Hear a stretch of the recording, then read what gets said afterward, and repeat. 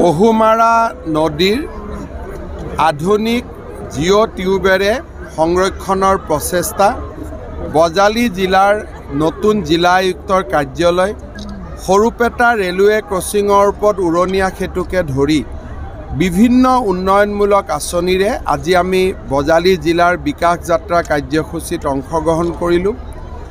29 ফেব্ৰুৱাৰীৰ পৰা আৰম্ভ হোৱা এই বিকাশ যাত্ৰা 15 মাৰ্চলৈকে চলিব। সমগ্ৰ অসমতে 23,000 কোটি টকাৰ ৰাজ্য চৰকাৰে হাতত লোৱা আঁচনিৰ শুভ উদ্বোধন বা আধাৰশিলা হ'ব। ইতিমধ্যে বজালীত ভট্টদেৱ বিশ্ববিদ্যালয়কে ধৰি কেইবাটাও নতুন কাম হাতত লোৱা হৈছে। কামবিলাক খুব ধুনীয়াকৈ আগবাঢ়িছে। মই ভাবোঁ যে এই গোটেই আঁচনিবিলাকৰ ৰূপায়ণ সম্পূৰ্ণ হ'লে নৱগঠিত বজালী জিলাই এটা নতুন ৰূপ পাব।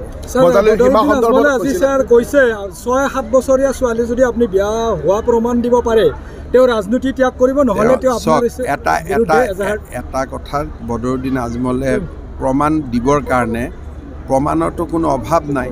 গতিকে তেওঁ যেতিয়া চৰত বা আন জেগাত মিটিং কৰিব যায় তেওঁ 2-4টা ঘৰত সুধিলেই হ'ল। আমাৰ হাততো 5,500 কেছ আছে, এটা দুটা প্ৰমাণটো নাই।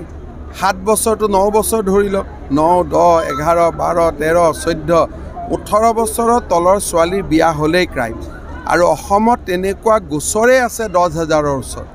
গতিকে মই কিমান নাম দিম তেওঁক? বুকলেট এখন প্ৰিণ্ট কৰি পৰস্পৰ বিৰোধী কথা কৈ থাকে। আজি আপোনাৰ আজমলে কৈছে যে ৰকিব হুছেইনক হেলিকপ্টাৰ দি হ'লে ইলেকশ্যনত সহায় কৰিব।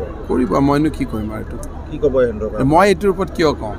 সেইটো তেওঁলোকৰ কথা। ইলেকশ্যন কমিশ্যন আহিব এতিয়া বিহুৰ সময়ত। আমি অসম চৰকাৰে নিৰ্বাচনী আয়োগক অনুৰোধ কৰিছে যে আপোনালোকে বহাগ বিহুৰ আগতে ইলেকশ্যনৰ প্ৰক্ৰিয়াটো শেষ কৰক। এতিয়া সিদ্ধান্ত তেওঁলোকে ল'ব। আমাৰ অনুৰোধ সেইটো।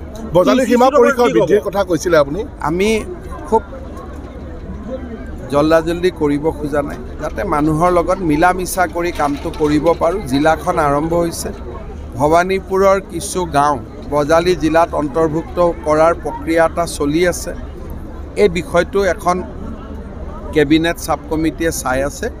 লোকসভা ইলেকশ্যনৰ পিছত এদিন মই নিজে আহি ৰাইজৰ লগত কথা বতৰা পাতি সমস্যাটো দিছে। ভূপেন বৰাই আজি সংবাদমেলত কৈছে 8 তাৰিখৰ ভিতৰত তেওঁলোকৰ ঠিক হ'ব পাৰ্টি। কিন্তু ছাৰ এতিয়া বিভিন্ন যি বিৰোধী তেওঁলোকৰ ঐক্য আছিলে, ঐক্য এতিয়া ঠান বান্ধিছে। কাৰ সৈতে ইলেকশ্যন খেলিব? তেওঁলোকে 16টা দল ল'লে, আসন 14খন। গতিকে প্ৰথমৰ পৰাই গণ্ডগোল হৈ আছে নহয়। 14খন আসনত যদি 16টা দল আহে কেনেকৈ মিলা মিছা হ'ব? গতিকে খেলি মেলিটো প্ৰথম দিনাৰ পৰাই লাগি আছে নহয়। হৈ যাব। আমি এটা উত্তৰাখণ্ডত হৈছে, আমাৰ ইয়াতো হ'ব। খালি আমাৰ ইয়াত পৰিৱেশৰ লগত লগ লাগি বৰ্তমান মই বাল্য বিবাহটোৰ ওপৰতে বেছি গুৰুত্ব দি আছোঁ। এতিয়া আমাৰ অহা কেবিনেটত এটা নতুন আঁচনি হ'ব যে মানুহে ঘৰত ছ'লাৰ পেনেল লগাব পাৰিব। কেন্দ্ৰীয় চৰকাৰ আৰু ৰাজ্য চৰকাৰে ছাবচিডিও দিব। বেংকৰো লোনৰ আমি ব্যৱস্থা কৰি দিম যাতে 300 ইউনিট ছ'লাৰ আমি নিজৰ ঘৰত নিজে উৎপাদন কৰিব পাৰোঁ। তেতিয়া নিজৰো লাইটৰ বিল দিব নালাগে আৰু ৰৈ যোৱা ইলেক্ট্ৰিচিটিখিনি আমি বৰ্ডক বিক্ৰী কৰিব পাৰিম।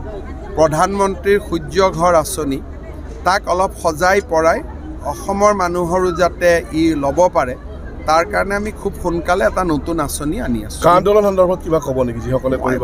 মইতো এটাই কৈছোঁ যে ক'বলগীয়া কিবা থাকিলে আমি সুপ্ৰিম কোৰ্টত যাব লাগে।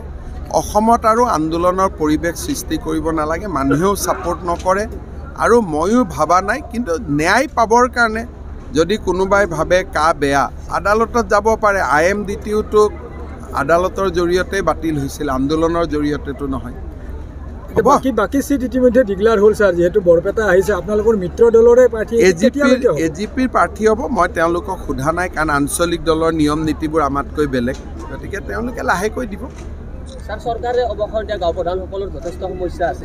হ'ব দে, হ'ব পাৰি। 60-65 বছৰ চাকৰি কৰি ল'লে তইতো গাঁওবুঢ়া চাকৰি পালি, আৰু গাঁওবুঢ়াই যদি সাংবাদিকৰ চাকৰি খাব খোজে কেনেকৈ হ'ব?